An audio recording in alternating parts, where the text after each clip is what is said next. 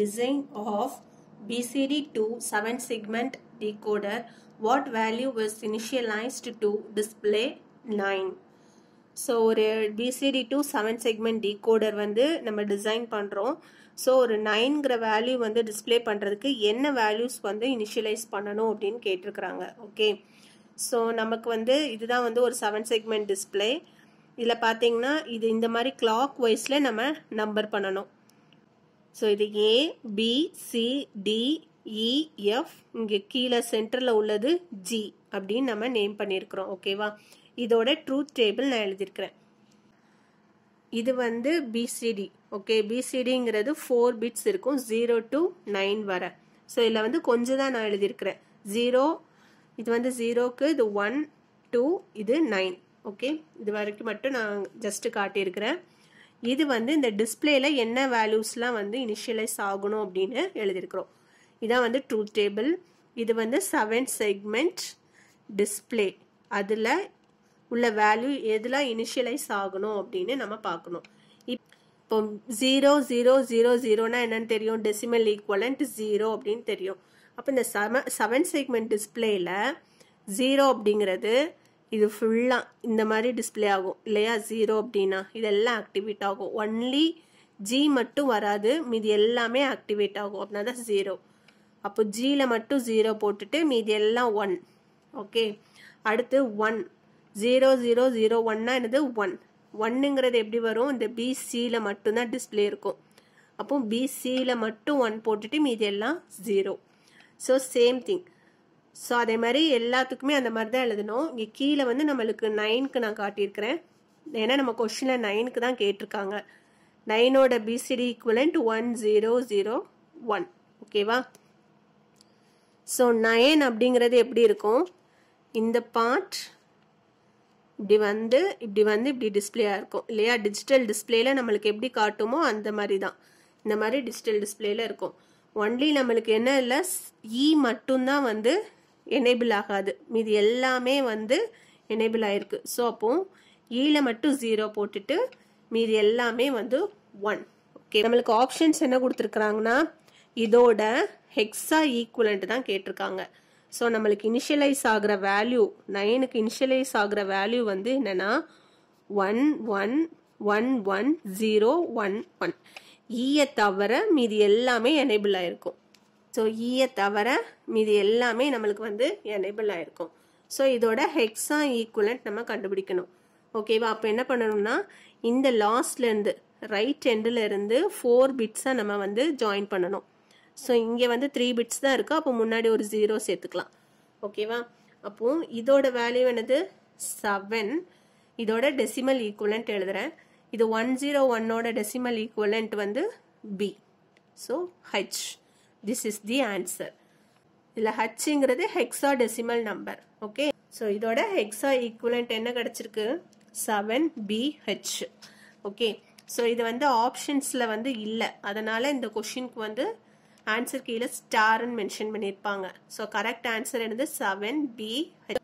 The period of the function cos pi/4 into t minus 1 is. So இந்த கொஷினில் வந்து இந்த ஃபங்க்ஷனோட பீரியட் என்ன அப்படின்னு கேட்டிருக்கிறாங்க. தட் இஸ் கேபிட்டல் T வந்து கேட்டிருக்கிறாங்க. ஓகேவா, ஸோ இதை வந்து முதல்ல y is equal to cos pi/4 into t minus 1 அப்படின்னு எழுதிக்கிறோம். Okay, which is equal to, இதை வந்து மல்டிப்ளை பண்ணி எழுதிக்கலாமா, cos pi/4 t minus pi/4. Okay, so இது என்ன ஃபார்மேட்டில் இருக்குது, cos omega t minus theta இந்த மாதிரி ஃபார்மேட்டில் இருக்குது. ஓகே, தீட்டாங்கிறது ஃபேஸ் ஷிஃப்ட்டு. நம்ம கண்டுபிடிக்க வேண்டியது என்னது, t தான் கண்டுபிடிக்கணும். அப்போ இந்த ஒமேகா டீலேருந்து நம்ம கண்டுபிடிச்சிக்கலாமா. ஸோ இதிலேருந்து omega is equal to pi/4, right. So 2πf is equal to pi/4. So by cancel. இப்போ f இஸ் ஈக்குவல் டு 1/8 அப்படின்னு கிடைக்கும். ஸோ நம்ம கால்குலேட் பண்ணுறது t. tங்கிறது 1/f இல்லையா, இன்வர்ஸ் ஆஃப் ஃப்ரீக்வன்சி தான் வந்து time period. So capital T equal to 8 seconds. This is the answer. The output equation for the following CMOS circuit is. So இந்த ப்ராப்ளமில் இந்த CMOS சர்க்கியூட்டோட output கேட்டிருக்கிறாங்க. General ஒரு CMOS சர்க்கியூட்டில் பார்த்தீங்க அப்படின்னா Appar part வந்து PMOS டிரான்சிஸ்டர்ஸாக இருக்கும். ஓகே, அண்ட் லோவர் பார்ட் அவுட்புட்டுக்கு கீழே உள்ள பார்ட் வந்து NMOS டிரான்சிஸ்டர்ஸாக இருக்கும். ஓகேவா, இதோட அவுட்புட் இந்த CMOS சர்க்கியூட்டோட அவுட்புட் எப்படி இருக்கும் அப்படின்னா காம்ப்ளிமெண்ட்ரியாக இருக்கும். தட் இஸ் ஒரு ஃபங்க்ஷன் கண்டுபிடிச்சிருக்கனா டோட்டல் பார் இந்த மாதிரி அவுட்புட் கிடைக்கும் நமக்கு. ஓகே, அதே மாதிரி இங்கே உள்ள NMOS டிரான்சிஸ்டர்ஸும் இந்த PMOS டிரான்சிஸ்டர்ஸும் காம்ப்ளிமெண்ட்டாக இருக்கும். இப்போ இந்த டிரான்சிஸ்டர்ஸ் NMOSல உள்ள டிரான்சிஸ்டர்ஸ் பேரலாக கனெக்ட் பண்ணியிருந்தோம் அப்படின்னா PMOSல உள்ள டிரான்சிஸ்டர்ஸ் வந்து சீரீஸில் கனெக்ட் பண்ணியிருப்போம். இங்கே வந்து சீரீஸில் டிரான்சிஸ்டர்ஸ் கனெக்ட் பண்ணியிருந்தோன்னா இங்கே பேரலாக கனெக்ட் பண்ணியிருப்போம். ஓகே, இதுதான் நம்ம ஜென்ரலாக ஞாபகம் வச்சுக்க வேண்டியது. ஸோ எப்போவுமே அவுட்புட் ஈக்குவேஷன் கண்டுபிடிக்கிறதுக்கு ஒன்லி நம்ம NMOS டிரான்சிஸ்டர்ஸ் மட்டும் நம்ம ரெஃபர் பண்ணால் போதும். ஓகே, இப்போ இந்த ரெண்டு டிரான்சிஸ்டரும் பார்த்தீங்கன்னா பேரலல் கனெக்ஷனில் இருக்குது. பேரலல் கனெக்ஷன் அப்படிங்கிறது ஆர் ஆப்ரேஷனை ரெப்ரசன்ட் பண்ணுது. ஓகேவா, ஸோ இங்கே பார்த்தீங்கன்னா இன்புட் வந்து AB. ஓகே, ஆர் ஆப்ரேஷன் அப்படிங்கிறது என்ன எழுதுவோம், A + B, ரைட். இதோட CMOS சர்க்கியூட்டோட அவுட்புட் எப்படி இருக்கும், காம்ப்ளிமெண்ட்ரியாக இருக்கும். ஸோ த ஹோல் பார் அப்படின்னு எழுதணும். Okay, y is equal to A + B. ஏன் A + Bன்னு எழுதியிருக்கோம் அப்படின்னா இந்த ரெண்டு டிரான்சிஸ்டர்ஸ் NMOS டிரான்சிஸ்டர்ஸ் மட்டும் பார்த்தா போதும். இது ரெண்டும் பேரலாக இருக்குது. பேரலாக இருக்கிறனால OR operation. So A + B. CMOSோட அவுட்புட் எப்போவுமே காம்ப்ளிமெண்ட்ரியாக இருக்கும். ஸோ அதனால் ஹோல் பார். இது ரெண்டும் சீரீஸில் இருந்ததுன்னா AND ஆப்ரேஷன். ஓகே, சீரீஸில் இருந்தது அப்படின்னா AND ஆப்ரேஷன், பேரலாக இருந்தது அப்படின்னா ஆர் ஆப்ரேஷன். ஓகே, இந்த ஆப்ஷன்ஸ் பார்த்தீங்கன்னா இதில் வந்து இந்த answer correct, right. y is equal to A + B the whole bar. But இங்கே டி ஆப்ஷன் பாருங்க, இதுக்கு நம்ம டிமார்கன்ஸ் லா படி இதை எப்படி எழுதிக்கலாம், y is equal to A bar dot B bar அப்படின்னு எழுதிக்கலாம். அப்போ இந்த ஆப்ஷனுமே கரெக்டு தான். இது வந்து by De Morgan's law. So answer கீழே என்ன கொடுத்துருக்காங்க அப்படின்னா C or D எது எழுதினாலுமே கரெக்டு தான். ஓகே, இதோட answer y is equal to A + B the whole bar. அப்படி இல்லை அப்படின்னா A bar dot B bar. When f of t is equal to 3 into e power minus 4t into u of t, its Fourier transform f of omega at omega is equal to 4s. So இந்த கொஷினில் f of t வந்து கொடுத்துருக்குறாங்க. நம்ம கண்டுபிடிக்க வேண்டியது Fourier transform capital F of omega கண்டுபிடிக்கணும். Okay, so f of omega equal to Fourier transform formula எழுதிக்கலாம். -infinity to infinity f of t into e power minus j omega t into dt. Okay, so இங்கே f of t வந்து கொடுத்துருக்குறாங்க. So அது substitute பண்ணிக்கலாம். -infinity to infinity f of t வந்து 3 into e power minus 4t into u of t into e power minus j omega t into dt which is equal to இங்கே u of t இருக்கு. So இந்த லிமிட்டை வந்து 0 to infinity change பண்ணிக்கலாம். ஏன் அப்படின்னா u of t ஓட value வந்து t greater than 0ல தான் அதோட ஆம்ப்ளிடியூட் 1 இருக்கும். ஸோ இதை 0 to infinity மாற்றிட்டோம். 3 into e power minus 4t into e power minus j omega t into dt equal to 0 to infinity. இந்த 3 வெளியில் எடுத்துடலாம். e power minus t காமனாக எடுத்துக்கலாம். ஸோ அப்போ நம்மளுக்கு என்ன இருக்கும், 4 plus j omega into dt அப்படின்னு இருக்கும். ஸோ இப்போ இதை இன்டகிரேட் பண்ணலாம். இப்போ 3 into e power minus t அப்படிங்கிறத e power minus t 4 plus j omega divided by 4 plus j omega அப்படின்னு இருக்கும். So limit 0 to infinity. ஒரு மைனஸ் இருக்கு, ஸோ மைனஸ். ஓகேவா, e power minus t ஓட இன்டகிரேஷன் என்ன வரும், e power minus t divided by minus 1 வரும். ஓகேவா, so e power minus t இந்த term divided by minus 4 plus j omega. இப்போ லிமிட்டை சப்ஸ்டியூட் பண்ணிடலாம். 3 into e power minus infinity value வந்து 0 ஸோ இ பவர் ஜீரோட வேல்யூ வந்து 1. ஸோ இங்கே already ஒரு மைனஸ் இருக்குது, கீழே உள்ள லிமிட்டை வந்து சப்ஸ்டியூட் பண்ணுறப்ப மைனஸ் போடுவோம். ஸோ அது ப்ளஸ் ஆகிடும். அப்போது இன்ட்டு 1/4 ப்ளஸ் ஜே ஒமேகா அப்படின்னு கிடைக்கும். ஓகே, கொஸ்டினில் என்ன கொடுத்துருக்காங்க? F of omega at omega is equal to 4 கண்டுபிடிக்க சொல்லியிருக்கிறாங்க. ஒமேகாவுக்கு பதிலாக நம்ம 4 சப்ஸ்டியூட் பண்ணிடலாம். அப்போது 3 divided by 4 plus J 4. So இதுலேருந்து 4 காமனாக எடுத்துடலாமா? So 3 divided by 4 into 1 plus J. Okay, so the final answer என்ன அப்படின்னா இதுதான் 3/4 டிவைடட் பை 1 ப்ளஸ் ஜே. இந்த மாதிரி நம்மளுக்கு ஆப்ஷனில் கொடுத்துருக்காங்க. So F of omega equal to 3/4 divided by 1 plus j. This is the answer. So இது வந்து இப்படி நம்ம ஃபூரியர் டிரான்ஸ்ஃபார்மோட ஃபார்முலாவில் நம்ம இன்டகிரேட் பண்ணி கூட கண்டுபிடிக்கலாம். அப்படி இல்லை அப்படின்னா இந்த ஃபார்முலா மாதிரி நம்ம டைரக்டாகவே ஞாபகம் வச்சுக்கலாம். F of that is Fourier transform of E power minus AT into U of T. இதோட ஃபூரியர் டிரான்ஸ்ஃபார்ம் என்ன அப்படின்னா 1/a plus J omega. So நம்மளுக்கு கிவன் கொஷின் என்ன கொடுத்துருக்குறாங்க? Fourier transform of 3 into E power minus 4t into U of T இப்படி தான் கொடுத்துருக்குறாங்க. Okay, so அப்போ அதோட வேல்யூ என்னவா இருக்குன்னா இங்கே 3 இருக்குது. So 3 divided by e power minus 4t. ஏயோட வேல்யூ 4. ஸோ 4 ப்ளஸ் ஜே ஒமேகாவோட வேல்யூ கொஷினில் 4ன்னு கொடுத்துட்டாங்க. So 4 equal to 3/4 divided by 1 plus j. ஸோ இதை ஞாபகம் வச்சுக்கிட்டீங்க, ஃபார்முலா மாதிரி படிச்சுக்கிட்டிங்கன்னா நம்ம டைரெக்டாக சப்ஸ்டியூட் பண்ணி ஆன்சர் கண்டுபிடிச்சிடலாம். So this is the answer. 3 equal resistance of 5 ohm are connected in delta. What is the resistance in one of the arms of the equivalent star circuit? So ஒரு delta network இருக்குது, அதில் உள்ள resistance 3 ரெசிஸ்டன்ஸோட வேல்யூமே வந்து 5 ஓம். நம்ம வந்து இப்போ star நெட்வொர்க்காக convert பண்ணுறோம் அந்த டெல்டா நெட்வொர்க்கை. அப்போது ஒரு ரெசிஸ்டன்ஸோட வேல்யூ என்னவா இருக்கும் அப்படின்னு கேட்டிருக்கிறாங்க. ஓகே, ஸோ இதுக்கு இப்போ இதுதான் வந்து நம்மளோட டெல்டா நெட்வொர்க். ஓகே, ஸோ 1 2 3 ஓகேவா?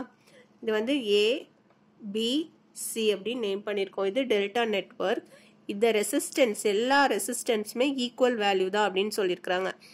இப்போ இது 5 ஓம், இந்த resistance 5 ohm and this resistance also 5 ohm. இதோட ஈக்குவலண்ட் டெல்டா நெட்வொர்க் கண்டுபிடிக்கணும். ஓகே, ஸோ இதுதான் ஸ்டார் நெட்வொர்க். 1 2 3. ஓகே, இதை PQR அப்படின்னு நேம் பண்ணியிருக்கோம். ஓகே, அப்போ இதில் ஒரு ரெசிஸ்டன்ஸோட வேல்யூ என்னன்னு கண்டுபிடிக்க சொல்லியிருக்காங்க. இப்போ இந்த மாதிரி 3 ரெசிஸ்டன்ஸுமே வந்து ஒரே வேல்யூவாக இருந்ததுன்னா நம்ம டைரெக்டாக ஃபார்முலாவில் சப்ஸ்டியூட் பண்ணிடலாம். That is R star is equal to R delta divided by 3. Okay, which is equal to நம்மளுக்கு ரெசிஸ்டன்ஸ் வேல்யூ என்ன கொடுத்துருக்காங்க? 5 டிவைடட் பை 3. ஸோ இதோட வேல்யூ 1.66 ஓம் அப்படின்னு கிடைக்கும். Okay, so this is the answer. இது வந்து இந்த ஃபார்முலா ஒன்லி 3 ரெசிஸ்டன்ஸுமே ஈக்குவல் வேல்யூ இருந்தால் மட்டும்தான் இந்த ஃபார்முலா யூஸ் பண்ணணும். அப்படி இல்லை, இப்போ எல்லாமே டிஃப்ரெண்ட் வேல்யூஸாக இருந்தது அப்படின்னா இந்த டெல்டா நெட்வொர்க்குள்ளே இந்த ஸ்டார் நெட்வொர்க்கை இன்சர்ட் பண்ணணும். ஓகே, ஸோ இந்த மாதிரி டெல்டா நெட்வொர்க் வரைஞ்சிக்கோங்க. முதல்ல வரைஞ்சிட்டு இந்த ஸ்டார் நெட்வொர்க்கை அதில் இன்சர்ட் பண்ணணும். ஓகே, இப்போ இதோட வேல்யூ 5 ஓம் 5 ஓம் அண்ட் 5 ஓம் தெரியும். இப்போ நம்மளுக்கு என்ன கேட்டிருக்கிறாங்க? ஒரே ஒரு ஸ்டார் நெட்வொர்க்கில் உள்ள ஒரு ரெசிஸ்டன்ஸோட வேல்யூ கண்டுபிடிக்க சொல்லியிருக்காங்க. இப்போ பியோட வேல்யூ கண்டுபிடிக்கணும்னு வச்சுக்கோங்க. இதுதான் பி, இது கியூ, இது ஆர். ஓகே, ஸோ இந்த ரெசிஸ்டரோட வேல்யூ கண்டுபிடிக்கணும்னா இதுக்கு அட்ஜசென்ட்டாக உள்ள ரெசிஸ்டர் எதுன்னு பார்க்கணும். ஸோ இங்கே ஒரு 5 ஓம், இங்கே ஒரு 5 ohm. So 5 into 5 divided by total ரெசிஸ்டன்ஸை ஆட் பண்ணணும். ஓகேவா? ஸோ 25 divided by 15 கிடைக்கும், which is equal to 1.66 ohm. So 3 ரெசிஸ்டருமே ஈக்குவல் வேல்யூனா இந்த ஃபார்மில் யூஸ் பண்ணிக்கலாம். அப்படி இல்லாமல் ரெசிஸ்டன்ஸ் வேல்யூ டிஃப்ரெண்ட்டாக இருந்தது அப்படின்னா இந்த மாதிரி சப்ஸ்டியூட் பண்ணி நம்ம ஈஸியாக கண்டுபிடிச்சிக்கலாம். இப்போ இந்த ரெசிஸ்டரோட வேல்யூ வேணும் அப்படின்னா இதுக்கு அட்ஜசென்ட்டாக உள்ள ரெசிஸ்டன்ஸை மல்டிப்ளை பண்ணி டோட்டல் ரெசிஸ்டன்ஸை நம்ம ஆட் பண்ணணும். ஓகேவா? ப்ராப்ளமோட ஆன்சர் 1.66 ஓம். இந்த ஆப்ஷனில் வந்து இந்த ஆன்சர் இல்லை. ஸோ இந்த கொஷினுக்கு வந்து ஸ்டார் மார்க் பண்ணியிருப்பாங்க. எந்த ஆன்சர் வந்து மார்க் பண்ணியிருந்தாலும் கரெக்டு தான். ஸோ இதுக்கு answer 1.66 ohm. What frequency a wave must propagate for the D region to have an index of refraction 0.5 given n is equal to 400 electron per cubic centimeter for D region. So இந்த ப்ராப்ளமில் வந்து நம்ம வந்து frequency கண்டுபிடிக்க சொல்லியிருக்கிறாங்க. Given பார்த்தீங்கன்னா refractive index value கொடுத்துட்டாங்க and electron density value கொடுத்துருக்குறாங்க. So இது வந்து டைரக்ட் ஃபார்முலா சப்ஸ்டியூஷன் தான். ஸோ ஃபர்ஸ்ட் ஃபார்முலா எழுதிடலாம். ரிஃப்ராக்டிவ்